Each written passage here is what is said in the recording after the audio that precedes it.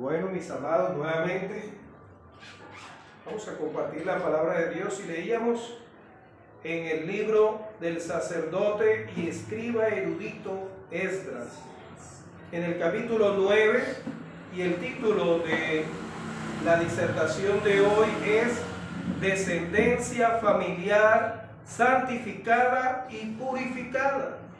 Descendencia familiar santificada y purificada. Ahora bien, cuando hablamos de descendencia, hacemos referencia o nos referimos a no solamente nuestros hijos, y no solamente a nuestros nietos, sino también a nuestros bisnietos y en fin, ¿sí? Hay descendencia, hay familiares de ustedes o descendencias de ustedes que pueden, si las estudian, el árbol genealógico, ¿sí? Pueden llegar hasta 300 familias conformadas. Y hay un estudio en la cual un siervo de Dios hizo un estudio basado en 2 familias. Una de ellas la pudo ubicar donde se originó ese apellido, en 300 familias, esa descendencia. Y otra en 1300 familias que conformaban esa descendencia. Pero en ese estudio, ese siervo de Dios habló transformados a la imagen de Jesús, a la imagen de Dios. Y ubica esas 2 familias reales en la cual tienen historias diferentes. Pero una de ellas lleva una descendencia basada en la palabra de Dios. Y es la que más familia tiene, más de 1300 y algo. Y la más corta, 300, y no es poca, pero es muy corta. Es una persona, familias que nunca tuvieron que ver con Dios y con la palabra. Y vemos en Esdras capítulo 9 que nos habla de la oración de confesión de Esdras. Y hemos meditado sobre la restauración, hemos orado y clamado sobre esa restauración en la cual se da de los cautivos de Jerusalén, el cual fue destruida, de la tribu de Judá, volver a Jerusalén y reedificar el templo. Pero aquí nos va a hablar de una situación de la descendencia santa de Judá y de Benjamín, que se había contaminado. Y encontramos en este pasaje unas verdades maravillosas, que podemos encontrar muchas más, pero vamos a centrarnos en 3, y que te habla a ti y a tu descendencia. Ahora, no solamente la descendencia ascendente, sino descendente, es decir, la que se originó el apellido suyo. Y hay en psicología y en consejería pastoral una herramienta que se llama hacer algo como una genealogía. Y eso va a responder muchas situaciones que ha vivido y que está viviendo tu familia. ¿Como cuál? ¿Por qué en mi familia siempre ha predominado la fornicación? ¿Por qué siempre ha predominado el alcoholismo o la violencia intrafamiliar? ¿Por qué mis hijos o mis hijas no han seguido al Señor? ¿Por qué todavía yo lucho con los pecados de mis padres? ¿Y por qué todavía yo lucho y cedo a esos pecados? Y lo vemos en este capítulo 9 y en varios pasajes de la Escritura, en la cual no solamente Dios va a hablar a tu corazón de esa restauración, sino de lo que es la raíz por la cual hoy en día tu descendencia original, descendente, donde se originó, en este caso, mi familia de Arco Altamar. ¿Qué hay en mi familia? en la cual nuevamente mis hijos, mis nietos o yo mismo estoy enfrentando esas circunstancias. Déjeme decirle que en esas circunstancias Dios no ha sido ausente, siempre ha sido presente. Nosotros es que lo volvemos ausentes. Cuando miramos para acá, miramos hacia atrás y no me está viendo nadie humanamente. Pero se nos olvida reconocer que hay un Dios que todo lo saca a la luz y todo lo conoce. Y vemos ese tipo de circunstancias. Y mis amados, frente a eso, usted puede convertirse en un referente. Un referente quiere decir aquel a quien usted quiere imitar, sean sus hijos, sean sus hijas, sea su vecino. Pero también otras familias pueden convertirse en un referente, alguien que usted también quiere imitar. Yo quiero ser como mi papá, yo quiero ser como mi abuela, yo quiero ser como... Y cuando se nos destruye esa imagen de esos referentes o esos modelos a imitar cercanos, porque de pronto ya no nos gustan, porque de pronto son autoritarios o porque nos fallaron, entonces buscamos otros. En alguna cosa usted ha tomado esos estereotipos, como llaman estereotipos, en su forma de vestir, en su forma de hablar, en su forma, en fin. Pero la pregunta es, lo malo no es imitar, sino ¿qué estás imitando? ¿Sabe imitar? ¿Qué estás imitando? Pablo decía, ser imitadores de mí como yo de Cristo. Sí, no es malo tomar buenos modelos temporales aquí en la tierra, cuando nos enseñan más o menos cómo combinar la ropa, ¿sí? Imitamos a esa gente que es pulcra, limpia, ¿sí? Eso es bueno, bien hablada, no con palabras groseras, ofensivas, vulgares. Eso es interesante y bueno, pero nuestro modelo es Cristo. Amén. Amén. Que no lo vean a usted, sino vean el carácter de Cristo en usted. ¿Sí? En usted. Y mis amados, es una situación de compromiso, pero también una situación delicada. Porque en la primera verdad, en la cual nos dice en Esdras capítulo 9, encontramos una verdad en la cual usted y yo enfrentamos, y es que el pecado debe ser identificado para tener una familia santificada y purificada. Usted debe identificar con qué pecados su familia, su descendencia han enfrentado y está todavía siendo controlada y usted está luchando.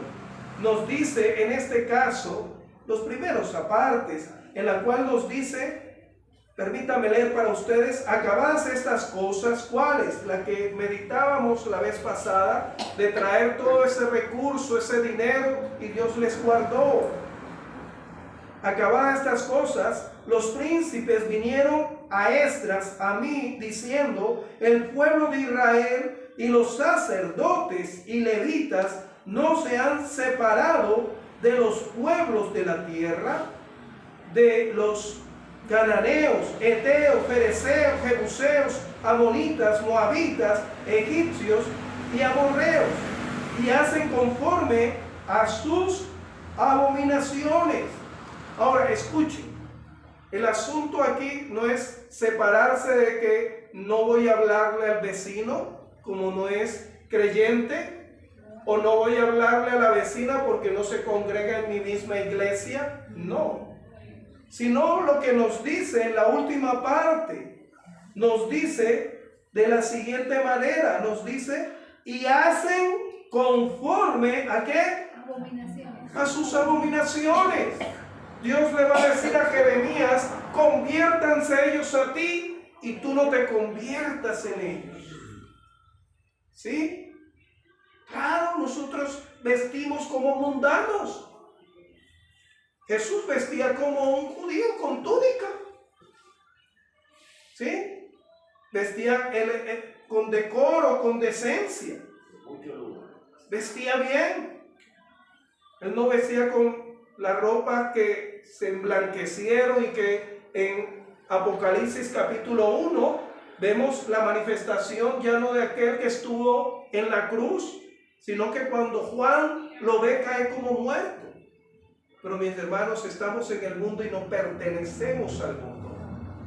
¿Sí? No hay trabajos para cristianos o taxis para cristianos. No hay colectivas para cristianos. No, ahí estamos apretados en Transmilenio. Y créanme que cuando lo pisan, a uno le duele también y procuramos no pisar ni empujar. Pero estamos ahí con ellos. Pero el tema no es que estemos ahí con ellos, sino si asumimos y nos amoldamos a este mundo, a las costumbres. ¿Sí? Es triste cuando uno escucha personas que dicen, es que, oye, estás viviendo en fornicación, y esa persona conociendo la palabra te diga, es que todo el mundo lo hace, pero tú no eres del mundo. Y Dios no quiere sacarte, Dios quiere sacarte del mundo. Quiero que el Espíritu Santo, mi amado amigo, mi amada hermana, le ponga en su mente identificar qué pecados, sea el alcoholismo, el tabaquismo, qué pecados, la mentira. Mire, hay hermanos que luchan con la mentira. Y ellos dicen, no, yo no soy fumador, yo no soy bailador, yo no soy adúltero. Pero la mentira. Y se autojustifican. No, pero es que yo, pastor, es una mentira blanca. No hay mentiras blancas, ni pecados blancos, ni veniales, ni capitales pecados, pecado. Y por eso se da eso, como vemos aquí, en ese remanente. ¿De qué manera Satanás ha estado jugando con la familia suya? Acuérdese lo que va a decir Josué en el último capítulo. Y lo tenemos, ¿no? Aquí como referente en Josué capítulo 24, versículo 15, en la última parte. ¿Sí? Mas yo y mi casa serviremos a las tradiciones, no, a Jehová. Usted hoy en este momento debe tomar una determinación de llamar al pecado pecado y no llamarle, no, es que son mañas, ¿sí? Es que esa persona, es buena para los negocios, no, eso es trampa. Llamar el pecado como pecado, porque si no es así, cada día esa cadena va sumando más eslabones, y cada eslabón es una persona que se puede llamar nieto, se puede llamar hijo, se puede llamar bisnieto, y tristemente, usted conociendo la verdad, ¿sí? Mantiene una actitud como encontramos acá, de complacencia. Ahora, este es el primero. Ahora, nos dice que debemos identificar.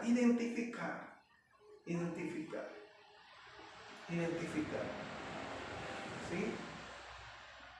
Para ser santificados y purificados. Versículo 2 del capítulo 9. Porque han tomado de las hijas de ellos para sí y para sus hijos. Y el linaje santo ha sido mezclado con los pueblos de la tierra. Y la mano de los príncipes y de los gobernantes ha sido la primera en cometer este pecado.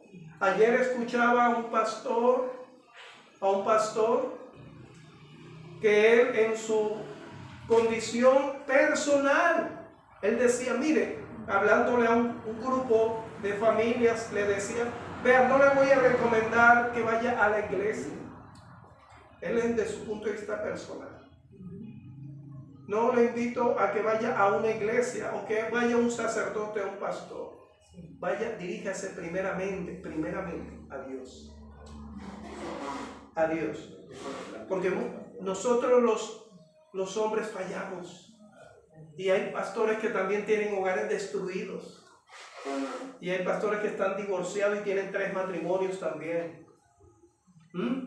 Y hay hogares cristianos que están batallando con el alcoholismo, con hijos perdidos en droga, pero han identificado el pecado y han sabido dirigirse a aquel el cual puede dar respuesta. Es como aquel que está cayendo de un precipicio y llega otra persona y se resbala, y usted le va a decir a aquel que también está cayendo. No, Jesús lo dijo referente a los religiosos: si un ciego guía a otro ciego, los dos caerán. Es llevar a la persona a Dios, y la persona encuentra en Dios la respuesta. Ahora, ¿cuál fue esa consecuencia? Unirse, mezclarse. Hermano, no podemos ser condescendientes con eso. Mezclarnos, ¿sí? Alguien va a decir juntos, pero no revueltos. No vamos a estar juntos. Y créame que eso es tan interesante como cuando usted toma esa colectiva y va llena, o el Transmilenio. Que si usted va con un familiar, sí, los dos van al mismo lugar, pero los que están ahí no van a ir al mismo lugar que usted. Pero usted está ahí mezclado, pero usted no va al mismo lugar. Usted tiene unas moradas, un lugar celestial en el cual Dios tiene preparado para usted. Amén. Amén. Y la segunda verdad es: tarde o temprano debemos enfrentar el pecado. Tarde o temprano debemos enfrentar el pecado. Una cosa es identificar, pero otra es enfrentarlo. Como dicen por ahí, tomar el toro por los cachos. ¿Sí? Sí. ¿Y de qué manera nos dice la Escritura, versículos 3 y 9? ¿Cómo hizo Esdras? ¿Y cómo nos dice la Escritura que debe ser? Nos dice, versículo 3 a 9, cuando oí esto, rasgué mi vestido y mi manto, y rasgué el pelo de mi cabeza y de mi barba, y me senté angustiado en extremo, y se me juntaron todos los que temían la palabra del Dios de Israel, a causa de la prevaricación de los cautiverios. Mas yo estuve muy angustiado hasta la hora del sacrificio de la tarde. Y a la hora del sacrificio de la tarde me levanté de mi aflicción, y habiendo rasgado mi vestido y mi manto, me postré de rodillas y extendí, ¿qué hizo? Extendió sus manos, mis manos a Jehová mi Dios, y dije: Dios mío, confuso y avergonzado estoy para levantar, oh Dios mío, mi rostro a ti, porque nuestras iniquidades se han multiplicado sobre nuestra cabeza, y nuestros delitos han crecido hasta el cielo. Desde los días de nuestros padres hasta este día hemos vivido en gran pecado, y por nuestras iniquidades de nosotros, nuestros reyes, nuestros sacerdotes, hemos sido entregados en manos de los reyes de la tierra, a espada, a cautiverio, a robo y a vergüenza que cubre nuestros rostros como hoy día. Y ahora, por un breve momento, ha habido misericordia de parte de Jehová nuestro Dios, para hacer que nos quedase un remanente libre, y para darnos un lugar seguro en su santuario, a fin de alumbrar nuestro Dios nuestros ojos, y darnos un poco de vida en nuestra servidumbre. Porque siervos somos, más en nuestra servidumbre no nos ha desamparado nuestro Dios, sino que inclinamos sobre nosotros su misericordia delante de los reyes de Persia, para que se nos diese vida, para levantar la casa de nuestro Dios y restaurar sus ruinas, y darnos protección en Judá y en Jerusalén. Amados, ¿cuál va a ser esa reacción suya? ¿Sí? Es que siempre ella es así. Es que ella se me salió de las manos, no sigue siendo su hija. No importa la edad que tenga, confróntela con su pecado. Confróntelos. Porque un día estarán como usted y yo delante del trono. ¿Y qué respuesta le vas a dar al Señor por lo que te ha confiado? Confróntelos. ¿Sí? Y dice aquí que Él rasgó. Oiga, ¿qué rasgó? Sus vestidos. ¿Qué rasgó más? Su cabello. ¿Qué más? Lo que nos dolería, ¿no? La barba. Ahora escuche. Escuche. Porque ¿qué significaba eso? La angustia extrema, la vergüenza ante Dios. Pero también el mensaje que usted le quiere dar a los que están alrededor. De indignación, desaprobación. ¿Cómo usted me viene borracho a esta casa? Aquí no. Este es un hogar en el cual se habla la palabra y se vive la palabra de Dios. Donde te emborracharon, allá te vas entonces. Que te sostenga y que de igual manera te mantenga. Hermanos, tal vez usted no se va a rasgar los vestidos, pero eso es lo que quiere decir. ¿Cuál va a ser su posición? Esperando, ay, no te vas a acostar. No, es que no ha llegado. De robar, es que no ha llegado.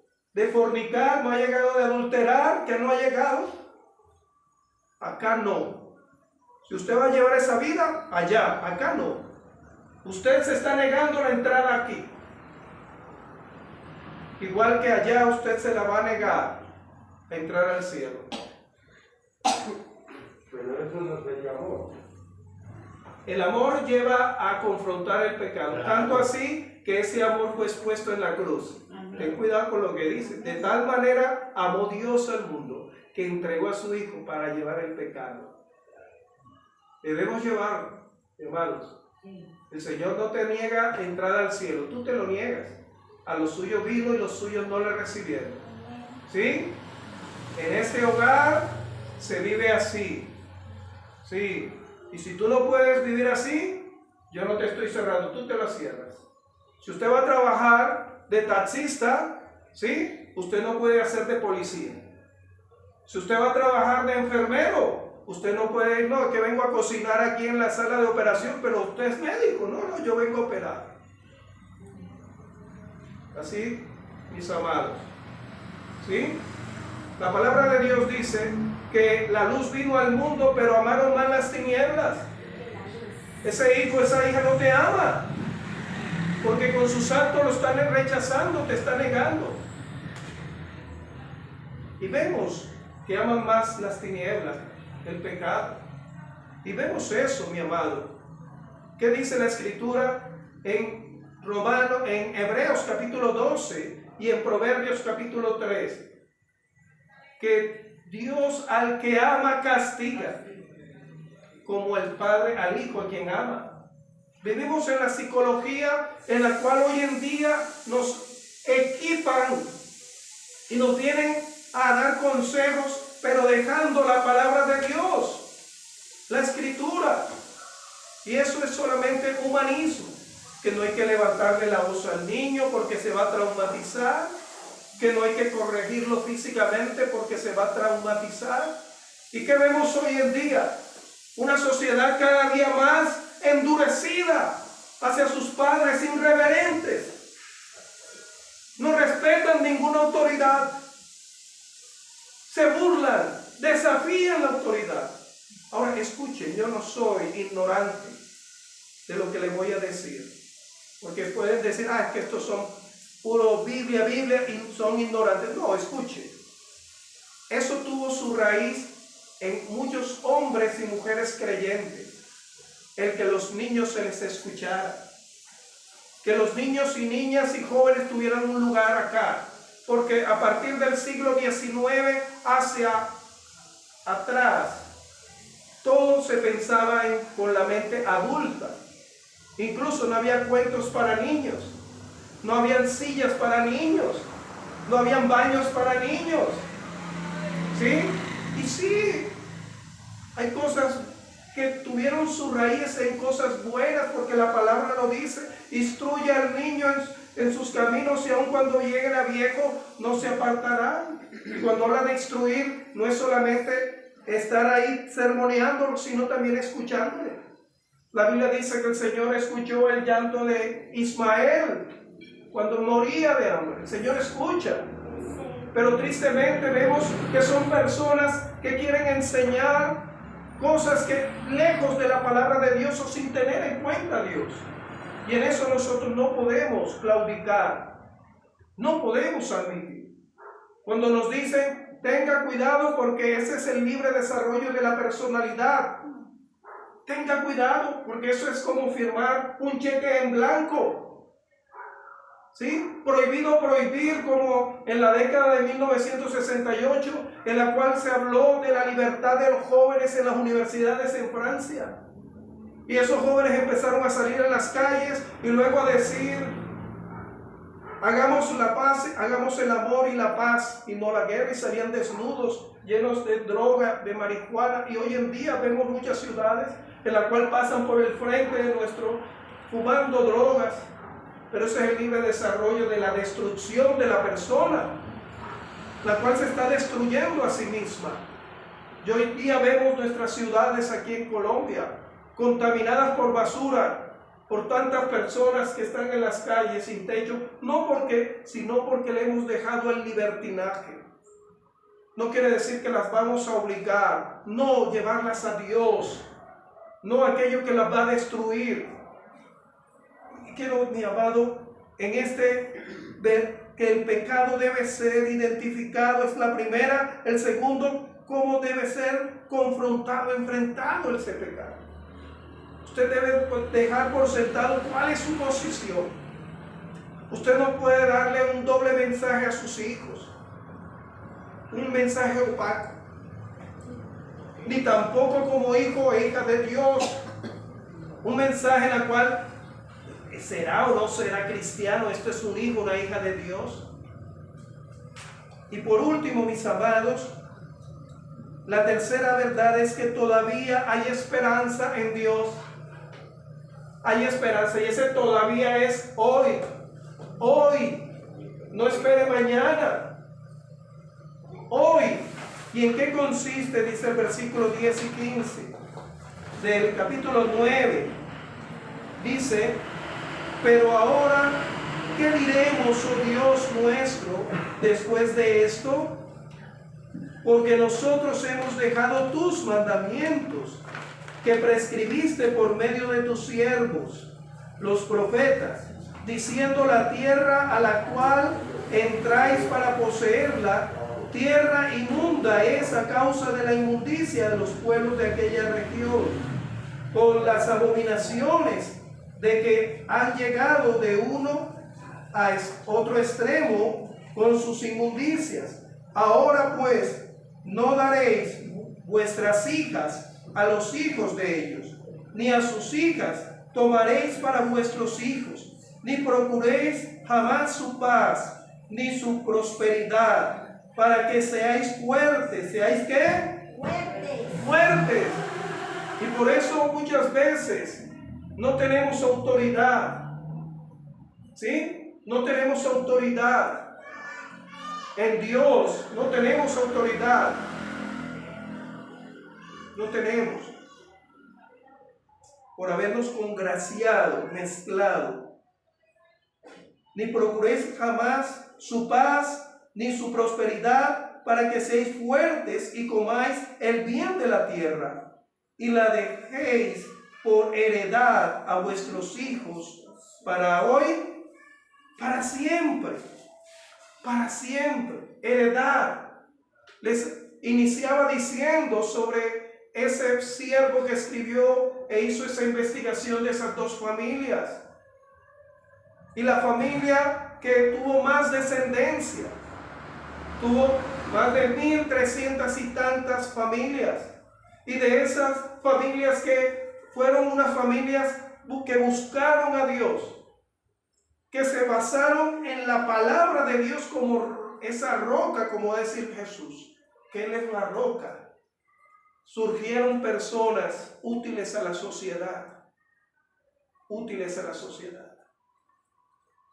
Pero de la otra familia, que solamente fueron 300, y de que él hace esa investigación, estaba en la cárcel. Sus padres estuvieron presos, sus abuelos presos, vendedores de droga, prostitutas, adúlteros, descendencia para el pecado. Llámele patrones generacionales, que la Biblia no habla de eso, o maldiciones, no. Dios quiere que usted identifique cuál es ese pecado, porque luego en Ezequiel capítulo 18 el Señor no va a responder por tu abuelo, por lo que usted le aprendió, no, es individual. Ahí dice en Ezequiel 18, el alma que pecare, esa morirá. Usted no va a presentarse, no, es que toda mi familia, como éramos alcohólicos, yo también. No, Señor. Usted hoy puede decirle no, hasta hoy mi descendencia, mi vida no va a ser como un juguete del pecado infundido por Satanás, ni por el mundo. ¿Y qué va a hacer Dios? Si hay esperanza y si usted toma esa decisión, no voy a ceder. Mis papás cedieron a el pecado X o Y, yo no, ni mis hijos tampoco. Mis hijos tampoco. Dice, ¿qué va a hacer Dios? En lo referente, versículo, en este caso del capítulo 9, versículo 13 hasta terminar, dice, después de todo lo que nos ha sobrevenido a causa de nuestras malas obras y a causa de nuestro gran pecado, ya que tú, Dios nuestro, no nos has castigado de acuerdo con nuestras iniquidades y nos diste un remanente como este, hemos de volver a infringir tus mandamientos y a emparentar con pueblo que cometen estas abominaciones. ¿No te indignarías contra nosotros hasta consumirnos sin que quedara remanente ni quien escape? Oh Jehová Dios de Israel, tú eres ¿qué? Justo, pues ¿qué hemos quedado? Hemos quedado un remanente que ha escapado, como en este día. Henos aquí delante de ti nuestros delitos, porque no es posible estar en tu presencia a causa de esto. Mis amados, en Dios es un Dios justo. Usted no va a responder por otro. Sí, hoy vivimos en la justicia restaurativa que solamente la cumple Dios. El hombre quiere cumplir esa de que el que hace delito también es también una víctima. El victimario también es una víctima. Pero, ¿qué dice la Escritura en Jeremías 17? Engañoso y perverso es el corazón más que todas las cosas. ¿Quién lo conocerá? Y frente a eso Dios dice, yo Jehová que escudriño. Dios sí puede hacer esa justicia restaurativa. El hombre no puede hacerlo, porque tú y yo podemos ser engañados. Tú y yo podemos engañar con una apariencia, pero Dios escudriña. Dios escudriña.